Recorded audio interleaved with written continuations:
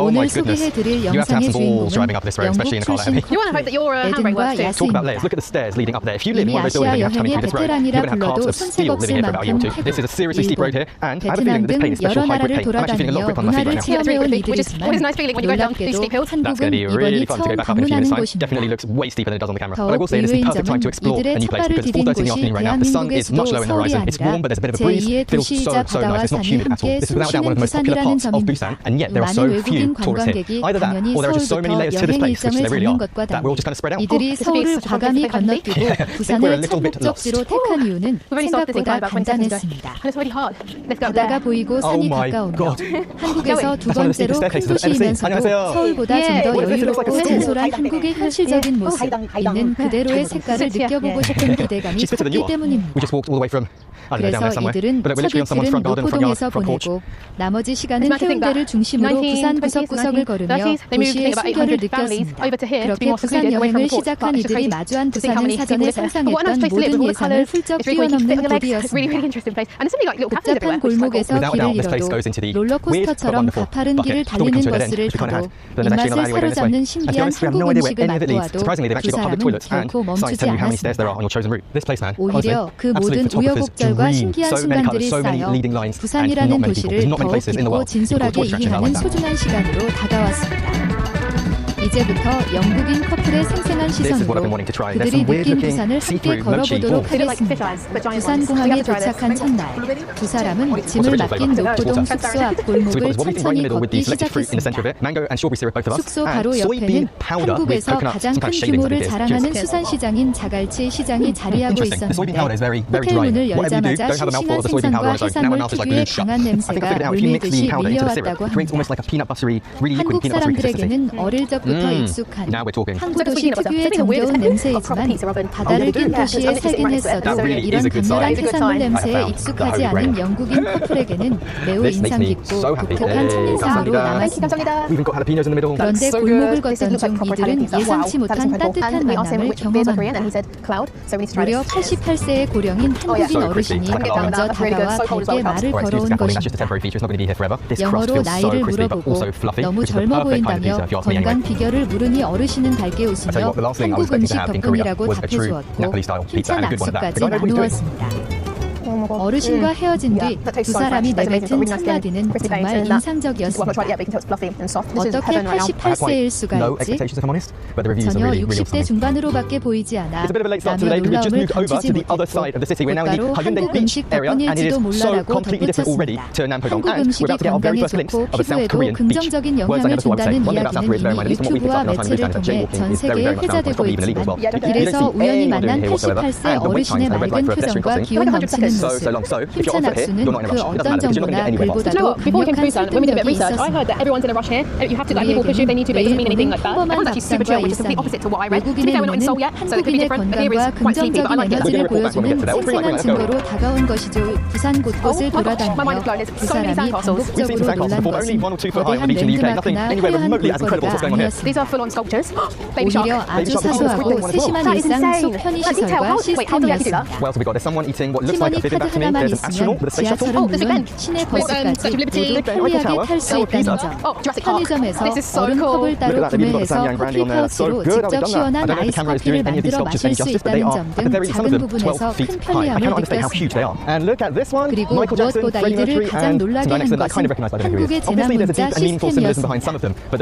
한국에 도착한 이후 계속해서 스마트폰에 안내 문자가 왔는데 번역해서 확인해보니 버스 파업 종료 안내, 실종자 수색에 대한 협조 요청, 항공주의보 등 일상과 안전과 관련된 다양한 정보가 담겨 있었습니다.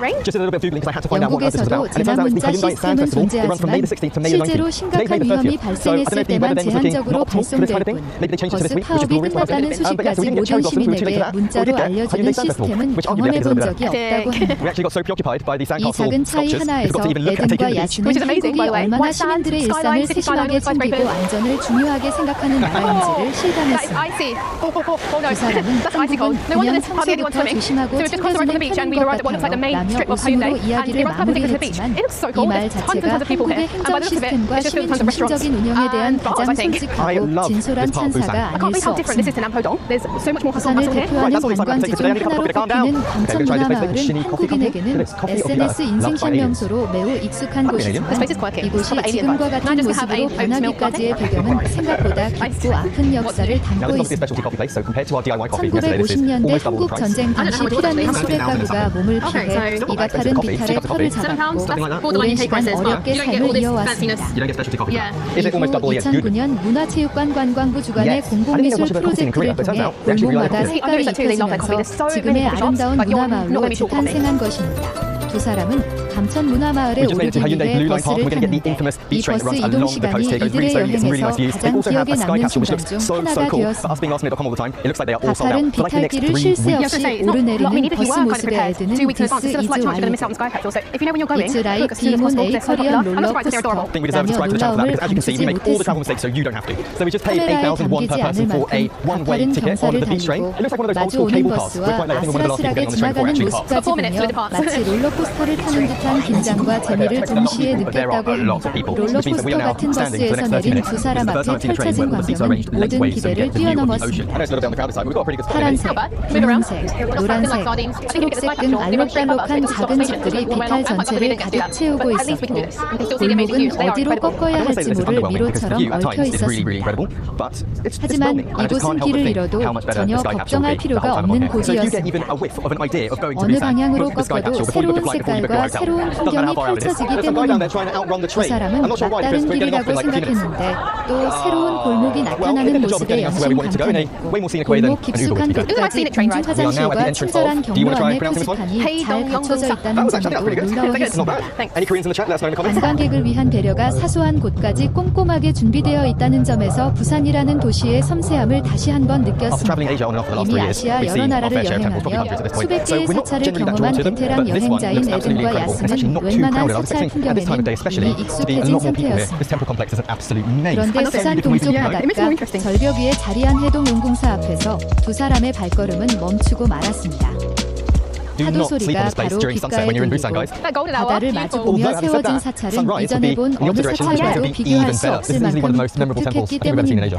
고려시대인 1376년에 창건된 해동용궁사는 바다와 맞닿은 절벽 위에 자리한 국내 3대 관음성지 중 하나로 소원을 빌면 한 가지 소원은 꼭 이루어진다는 전설이 전해오는 곳입니다. 한국인에게는 소원을 빌러가는 친숙한 성지이지만 수많은 사찰을 경험한 외국인의 눈에는 지금까지 본 사찰 중 가장 경치가 빼어나고 천적인 곳으로 강렬하게 남았습니다.